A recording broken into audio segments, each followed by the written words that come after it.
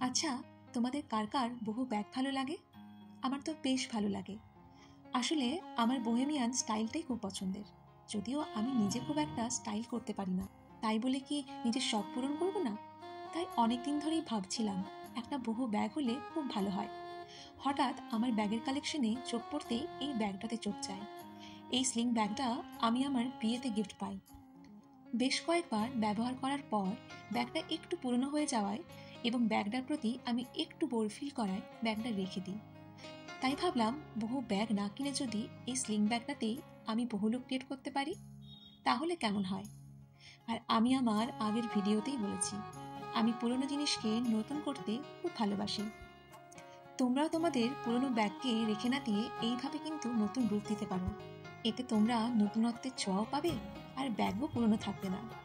এবার তোমরা দেখে জানিও ব্যাগটাতে আমি বহু লুক দিতে পেরেছি কিনা। আজ এটুকুই, দেখা হবে পরের